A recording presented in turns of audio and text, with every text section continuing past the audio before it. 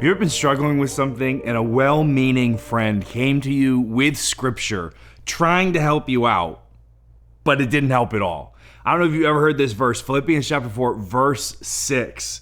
Been wrestling with some anxiety this year, and it came across this verse, and my first thought was, this is not helpful at all. Philippians chapter 4, verse 6, Paul writes, "Do not be anxious about anything, but in every situation, by prayer and petition, with thanksgiving, present your requests to God." He says, do not be anxious about anything. And I've seen this flying around social media. I have had people tell me this. I've seen other pastors say this, like, don't be anxious.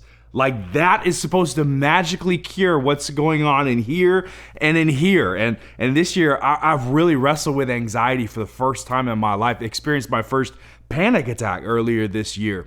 And I gotta be honest, when I got to that verse in scripture, it was not helpful at all. Paul just saying, don't be anxious, like just stop worrying. Well, I can't do that. And I realized the more I studied and got into it, that's not actually what Paul is saying at all. When he says don't be anxious, what he's actually saying is that, because the next thing that he says is take everything to God with thanksgiving and supplication, take it to God. What he's really saying is that you've got these things in your life that are weighing you down and stressing you out. Don't carry them by yourself. Don't be anxious for anything. And then he says, pray for everything. So what Paul is actually saying is that if you're anxious for anything, you should be praying for everything. And the reality is that we live our lives, we do not pray nearly enough. And I don't know if you're like me, but I have a sliding scale that I use when it comes to things that I'm willing to bring to God.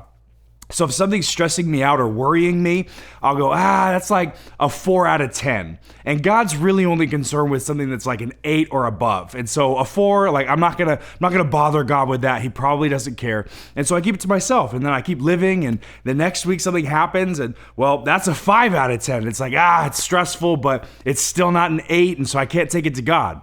The problem is I've already been carrying that 4 out of 10, then you got a 5 out of 10 on top. All of a sudden, I'm at a 9 out of 10. I keep living my life, and something happens at home with the kids or with the spouse, and then there's a 3 out of 10, and then a 4 out of 10. Then pretty soon that 9 out of 10 goes to 12 out of 10, and then you're at 18 out of 10. But they've all been small, seemingly too small to take to God.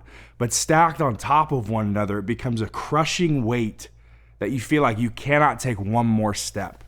And this is what Paul is talking about when he says, don't be anxious. Don't carry it all on your own. You have a place to go. Don't believe for 1 second that there is something in your life that's causing you anxiety that's too small for God, that he doesn't care about it because it's not a big enough deal. God cares for you. And so he cares about all that's happening in your head and in your heart. So what Paul is actually saying in the 4th chapter of Philippians, verse 6, he's not saying just stop being anxious. He's saying stop trying to carry your anxiety alone. If you have anxiety about anything, you should be praying for everything.